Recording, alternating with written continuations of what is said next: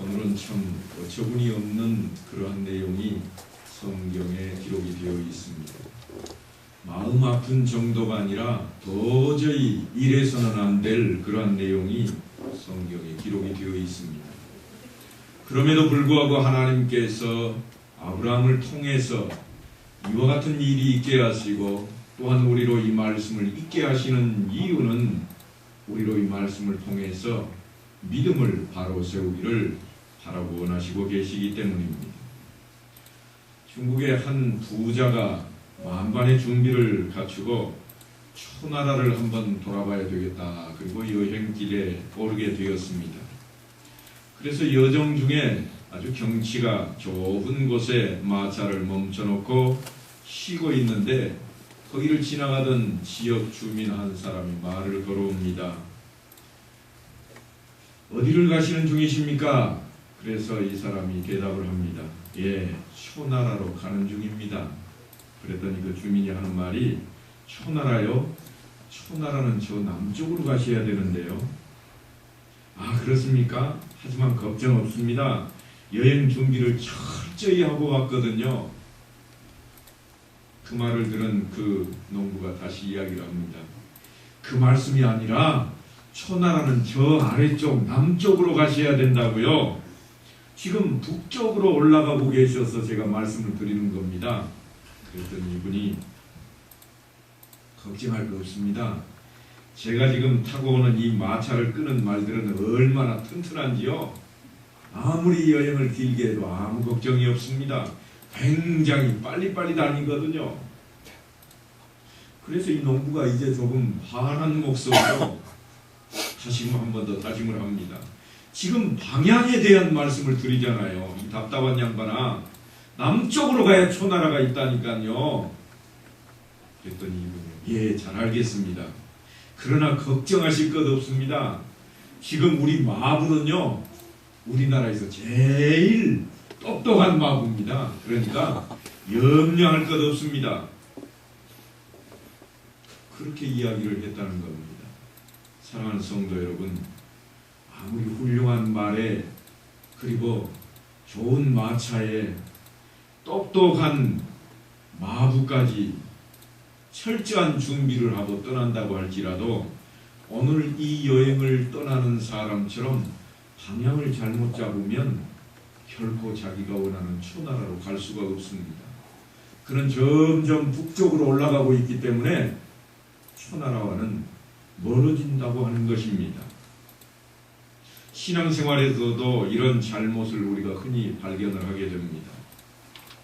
주일 성수와 11조, 기도 말씀 생활, 교회 봉사에 몸을 아끼지 않고 열심을 냅니다. 목사님의 말씀에도 철저히 순종을 합니다. 흔히 이런 사람들을 가르쳐서 우리가 뭐라고 그러는가 하면 믿음 좋은 사람이라 그럽니다. 그런데 신약 성경에 보니까 믿음이 가장 좋은 사람의 표본으로 누가 등장을 하는가 하면 바리새인들이 등장을 합니다. 그들은 10의 1조를 드리고 뿐만 아니라 일주일에 2번씩 금식까지 해가면서 기도를 하는 사람들이었습니다. 그러니까 세상 사람들 보기에는 믿음이 얼마나 좋은지 믿음 좋은 사람, 그렇게 해놓은 인물들입니다. 특별히 그들은요, 보통 사람들과 달라서 서기관이 되면 검정 옷을 입고 삽니다. 1년 내내 검정 옷에 검정 모자까지 뒤집어 쓰고 사는 사람들입니다. 그러니까 세상 사람들이 지나갈 때 첫 보면 아, 저 사람 서기관에 어긋나는 일을 한 번도 하지 않는 사람들입니다. 예수님께서도 이 바리새인들의 열심을 인정을 하십니다. 마태복음 5장 20절에 보면 내가 너희에게 이르노니 너희 의가 서기관과 바리새인보다 더 낫지 못하면 결코 천국에 들어가지 못하리라 그럽니다. 이 바리새인들이 행하는 철저한 종교생활을 우리가 따라간다고 하는 것은 사실 불가능할 정도로 어렵습니다. 이들을 따라가는 것도 어려운데 그들보다 더 나아야 된다고 하니까 천국에 들어갈 수 있는 길은 참 어려워 보입니다. 그런데 어쩐 일인지 신약 성경을 훑어보면 내내 예수님과 이 믿음이 좋다는 바리새인들과 서기관들과 늘 충돌을 합니다. 때로는 예수님께서 그들을 향해서 독사의 자식이라 말씀을 하시고 회칠한 무덤이라 말씀을 하시고 위선자라 소경들아 하고 거침없이 말씀을 합니다. 비판을 합니다. 그런데 이 바리새인들, 이 서기관들이 예수님께로부터 참담한 비판을 받는 이유가 어디에 있는가 하면 그들의 철저한 종교 생활에 있는 것이 아닙니다. 그들의 열심에 있는 것이 아니라 그들이 열심을 통해서 무엇을 이루고자 하느냐 하는 그것에 있었습니다. 그들은 자신들의 열심의 신앙을 통해서 열심의 믿음 생활을 통해서 뭘 이루고자 했는가 하면 자신의 의를 이루고자 했기 때문입니다. 그러니까 사실 그들의 신앙 생활은 우리가 본받아야 될 그런 것입니다. 그런데 그들의 방향이 잘못된 것입니다. 하나님을 섬기고 하나님을 찬양하고 하나님께 예배해야 되는데 자신들의 의를 드러내려고 자신들의 의를 나타내려고 하고 있다고 하는 것입니다. 자기 자랑거리를 삼으려고 하고 있습니다. 나는 서기관이다. 나는 바리새인 중에서도 내노라는 사람이야. 나를 좀 봐라.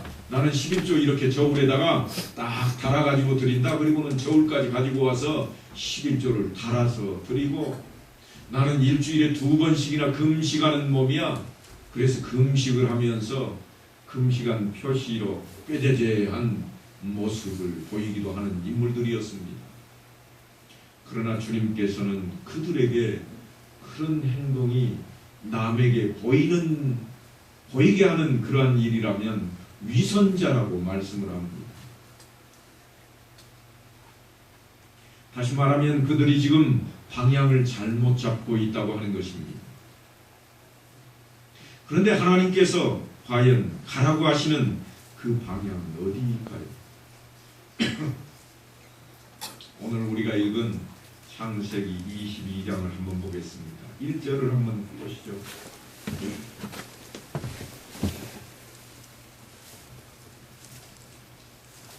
1절 처음 무슨 말로 시작이 됩니까?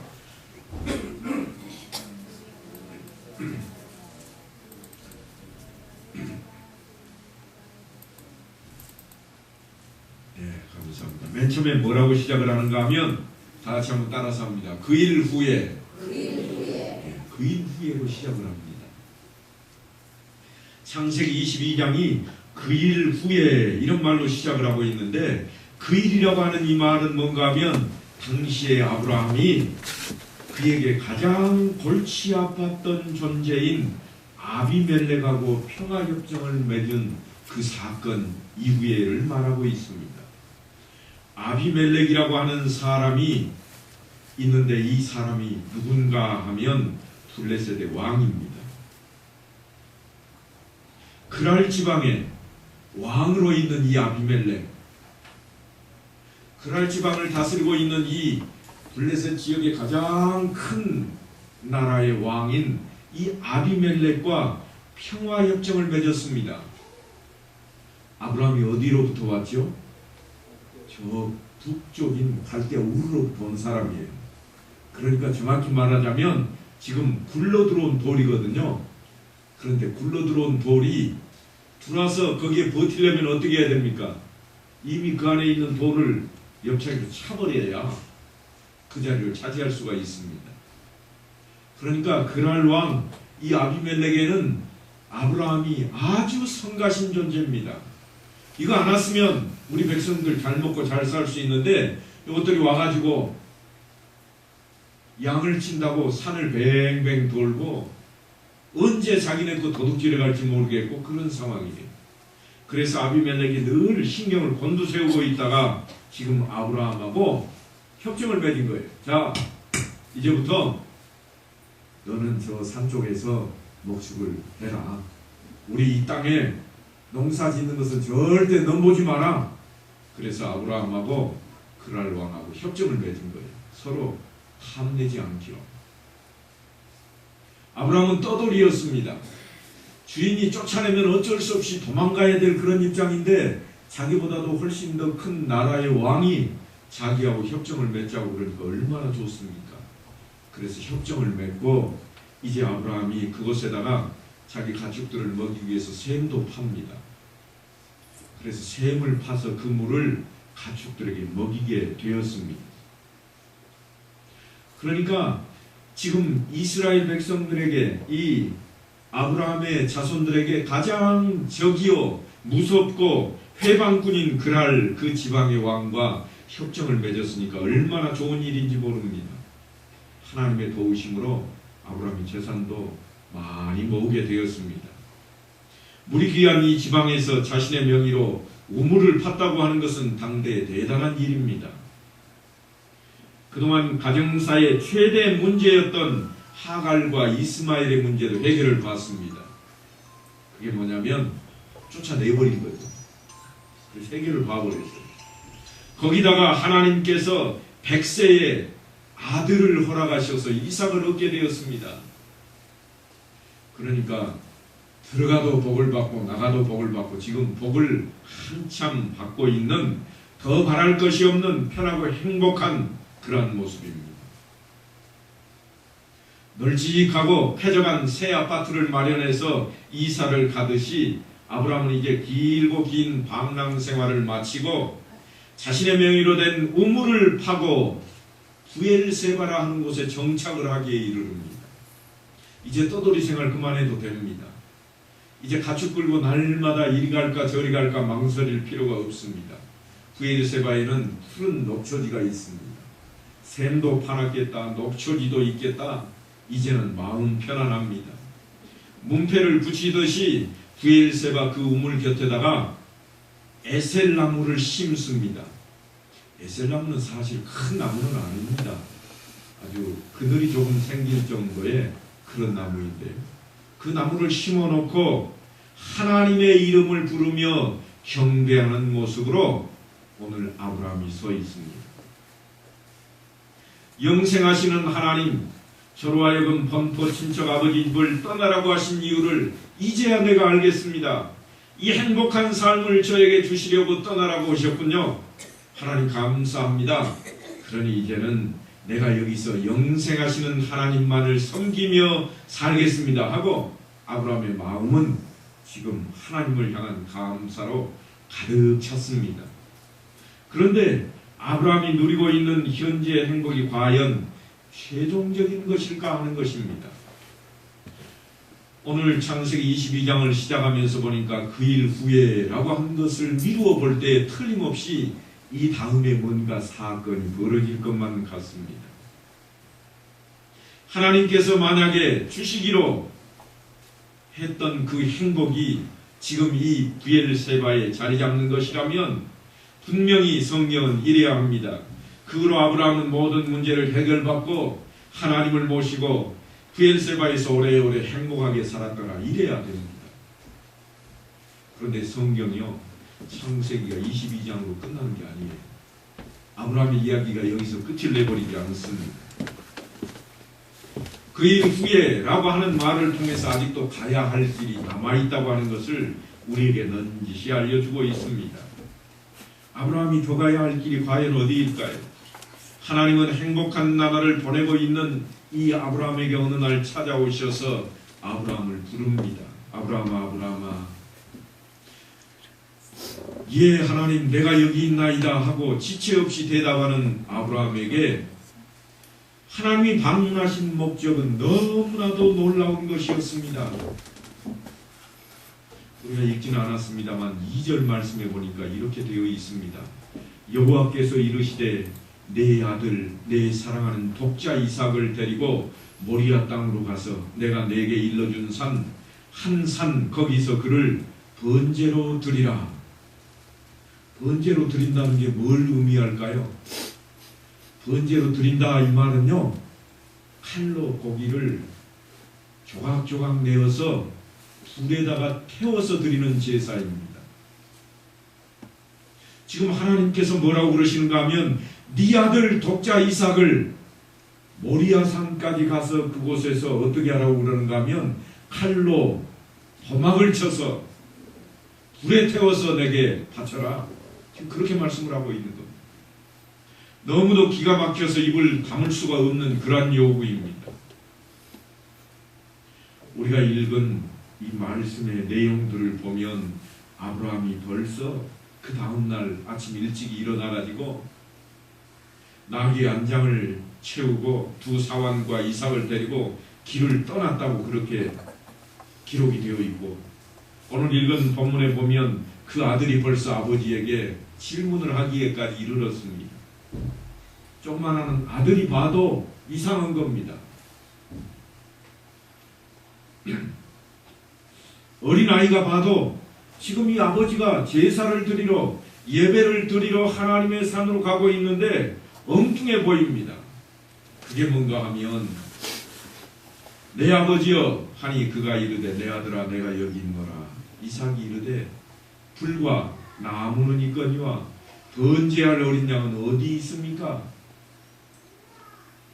아들이 생각을 해도 양이 없는 예배는 생각을 해본 적이 없다는 말입니다. 아브라함이 심정이 어떠했을까요? 아들이 그렇게 질문을 해올 때 얼마나 마음이 내려앉았을까요? 성경은 아브라함의 심정에 대해서는 한마디도 언급을 하고 있지는 않습니다. 그런데 아브라함이 과연 아무 생각이 없었을까요?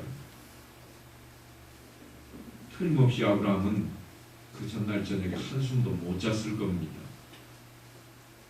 그와 같은 하나님의 명령 앞에서 편안하게 잠을 이룰 수 있는 사람이 세상에 어디에 있겠습니까? 하나님이 왜 이러실까? 이삭을 주실 때는 언제고 이제 와서는 이삭을 제물로 그것도 태워서 바치라고 하다니, 이런 생각이 가장 먼저 들었을 것입니다. 왜 하필이면 이삭을 바치라고 하실까? 차라리 내가 가지고 있는 가축의 절반을 바치라고 한다든지 내가 가지고 있는 가축 전부를 바치라고 한다면 내가 얼마든지 드릴 수 있을 것인데, 아마 그런 오만 가지 생각을 하며 그 밤을 뜬 눈으로 지새웠을 것입니다. 그런데 오늘 본문에 보면 아브라함이 벌써 출발을 해버렸습니다. 3절에 보면 아브라함이 아침에 일찍이 일어나 나귀 안장을 지우고 그럽니다. 아브라함은 아침 일찌감치 일어났습니다. 아침 해가 떠오르자마자 아브라함은 그래 어떻게든 떠나보자 하고 지금 그 길을 떠났을 것입니다. 하나님이 지시하신 산 모리아 산까지는 이곳에서부터 사흘길입니다. 사흘을 걸어가야 바로 하나님께서 말씀하신 그 모리아산 꼭대기에 도달하게 될 것입니다. 아브라함은 생각이 아주 복잡했을 것입니다. 그 복잡하던 생각이 틀림없이 딱 하나로 모아졌을 것입니다. 그것이 뭔가 하면 하나님이냐 이삭이냐, 이것이 문제로다 하는 것입니다. 과연 하나님이냐 아니면 이삭이냐? 하나님을 믿고 그대로 순종하려면 이삭을 바쳐야 할 것이요, 내 아들 이삭을 살리고자 한다면 내가 하나님을 버려야 할 때가 되어버린 겁니다. 아브라함의 최후의 선택이 놓여 있습니다. 이보다 더 중요한 선택은 있을 수가 없습니다. 하나님이 아브라함에게 이런 시험을 하신 것은 바로 아브라함으로 하여금 그 선택의 기로에 세우기 위한 것이었습니다. 나중 성경들을 살펴보면 하나님께서 아브라함을 시험하셔서 그와 같은 일을 했다고 그럽니다. 그러니까 지금 하나님께서 아브라함을 시험하고 있는 것입니다. 시험에는 제가 낮예배 시간에도 말씀을 드렸습니다만 세 가지의 시험이 있습니다. 첫째는 하나님께서 친히 행하시는 시험입니다. 이것은 우리가 흔히 말하는 테스트라고 하는 겁니다. 학교에서 학생들이 시험 보는 것과 같은 그러한 모습입니다.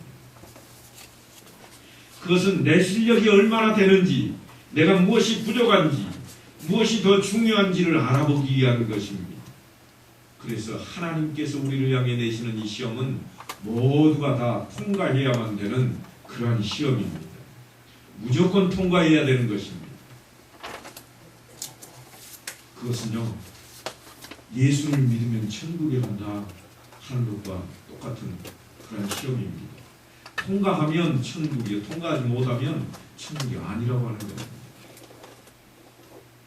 둘째로는 사탄의 시험이 있습니다. 이것은 곧 유혹을 말한다고 그랬습니다.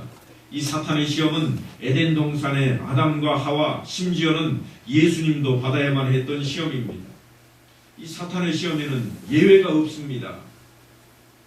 우리 믿음의 성도들에게도 예외 없이 모두가 다 받아야 되는 시험거리가 바로 이 사탄의 시험입니다. 무슨 유혹이라고 하는 겁니다. 아담과 하와는 사탄의 시험에 통과를 했습니다. 그런데 예수님께서는 그 시험을 단호히 거절해 버리십니다. 그 결과 어떻게 됐는가? 사탄의 시험에 통과된 아담과 하와는 타락하게 되었고 예수님은 구원자가 되십니다. 그러므로 믿음의 성도인 우리는 이 사탄의 시험만큼은 단호히 거부해야 됩니다. 유혹은 무조건 거절해야 된다고 하는 것입니다. 세 번째로는 사람의 시험입니다. 그들이 여호와를 시험하여 이르기를 여호와께서 우리 중에 계신가 안 계신가 하였음이더라. 출애굽기 17장 7절에 분명히 그렇게 기록이 되어 있습니다. 이스라엘 백성들은 광야에서 하나님을 시험했고 바리새인과 서기관들은 예수님을 시험했습니다. 이것은 우리 인생들이 하나님을 시험할 수 없는데도 불구하고 시험하고 있는 부분입니다. 그러니까 어떤 경우에도 우리 인생들은 하나님을 시험해서는 안 된다고 하는 겁니다. 하나님은 결코 시험의 대상이 아니기 때문입니다. 의심의 대상이 결코 아니라고 하는 것입니다. 하나님은 과연 어떤 분일까? 그런 생각, 그런 긍정적인 질문은 우리가 얼마든지 할 수 있습니다. 그러나 하나님의 존재에 대해서 의심을 품는 것은 불신앙입니다. 하나님이 계시는가 안 계시는가 혹 안 계실지도 몰라. 이것이 바로 우리의 시험입니다. 그것은 곧 의심이요, 그것은 불신앙으로 이어집니다. 그러므로 이와 같은 우리 인생들의 시험은 무조건 잘라내버려야만 할 것입니다. 아브라함은 3일 밤낮의 길고 먼 여정을 통해서 갈등을 하게 되었고 마침내는 결단을 합니다. 이삭을 포기하고 하나님을 선택하자. 비록 내 아들이지만 100세 얻은 내 아들이지만 하나님께서 주신 것이 아니냐. 그래서 하나님을 선택합니다.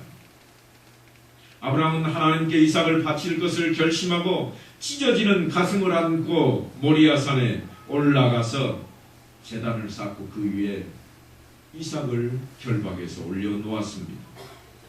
그리고 틀림없이 그는 눈을 감았을 것입니다. 흐르는 눈물을 주체할 수 없었을 것입니다.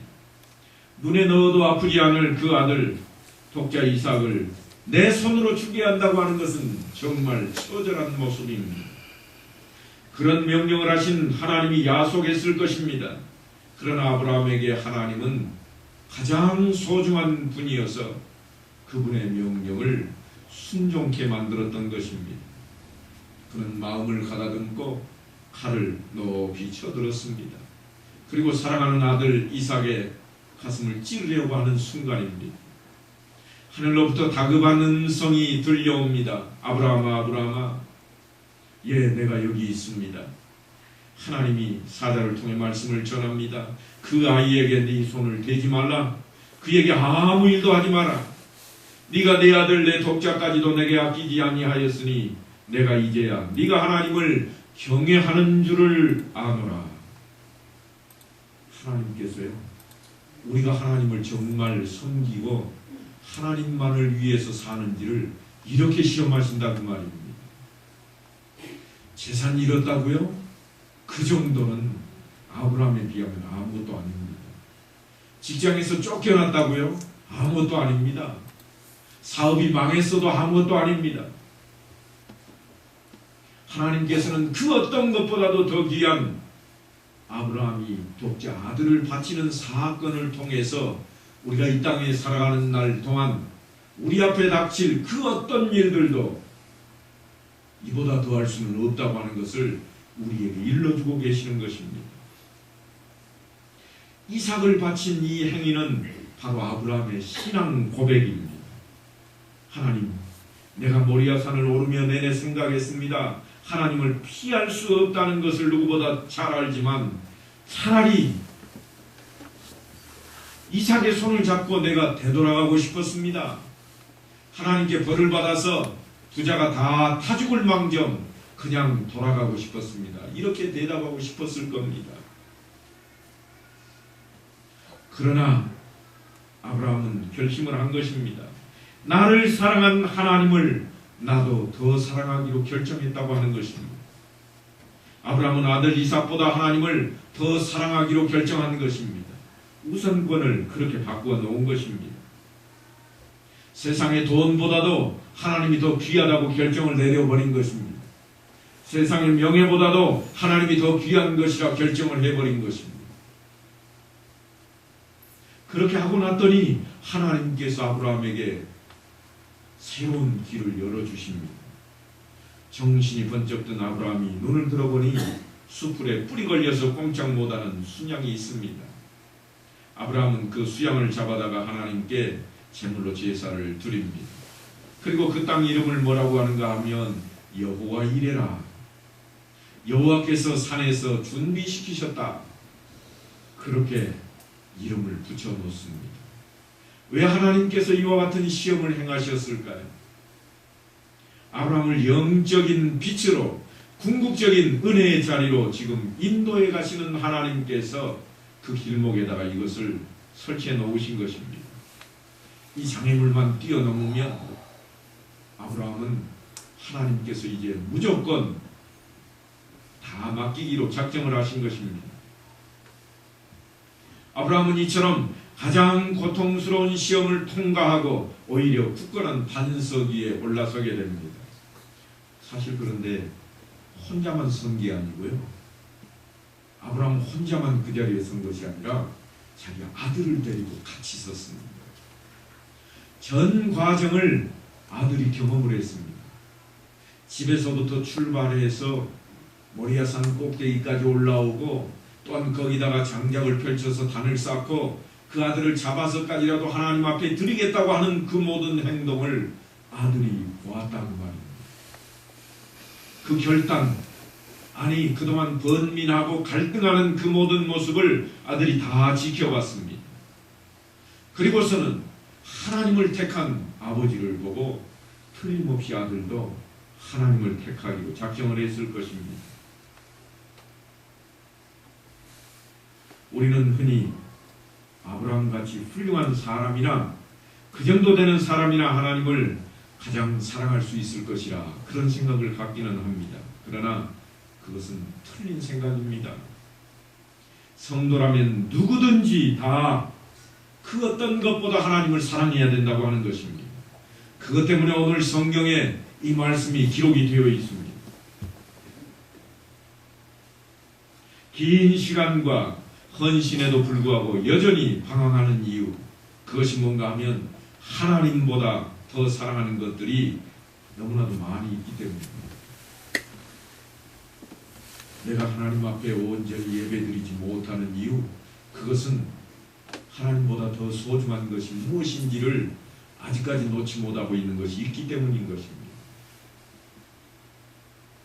그것을 쫓다 보면 우리는 틀림없이 하나님 앞으로 바로 나올 수가 없는 것입니다. 오늘 서두에 말씀드린 것처럼 아무리 철저한 준비를 하고 좋은 말과 좋은 마부를 가지고 있다고 해도 방향을 제대로 잡지 못하면 엉뚱한 데로 가버립니다. 그러나 좋은 말이 없고 마음도 없고 준비를 못했어도 방향만 제대로 잡으면 언젠가는 반드시 천하라에 도달하게 될 것입니다. 늦어서 그렇지, 빨리 가지 못해서 그렇지, 틀림없이 그 방향으로 가면 그 장소가 나올 것이기 때문입니다.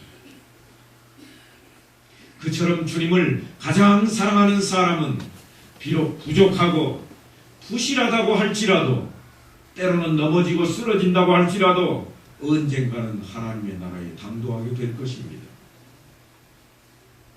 본토 친척 아비집을 떠나 하나님이 가라고 하신 최종의 장소인 모리아산 이 정상에까지 아브라함은 오게 되었습니다. 그래서 하나님께서 뭐라고 그러십니까?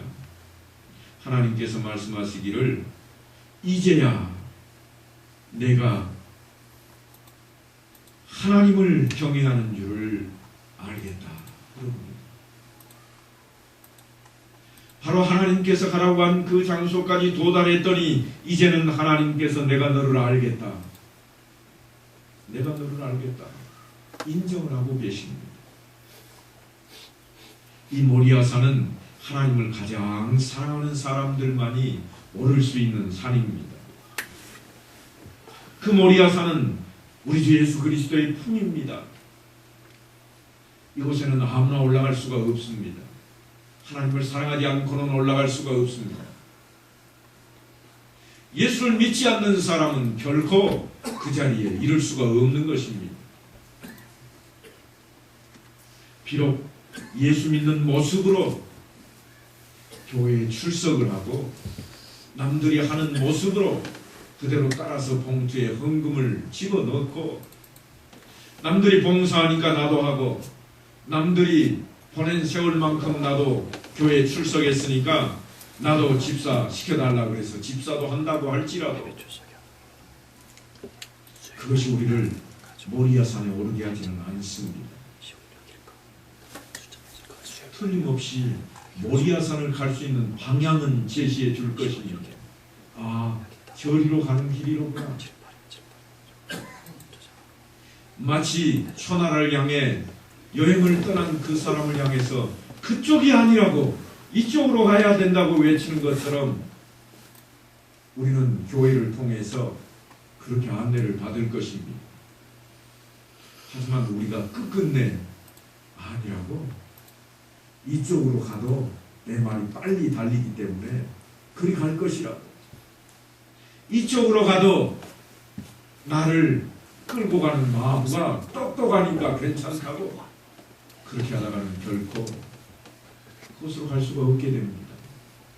그래서 주님께서는 나로 말미암지 않고는 아무도 아버지께로 올 수 없다고 단호하게 말씀을 하고 있는 것입니다. 사랑하는 성도 여러분, 오늘 말씀을 통해서 이제 아브라함만이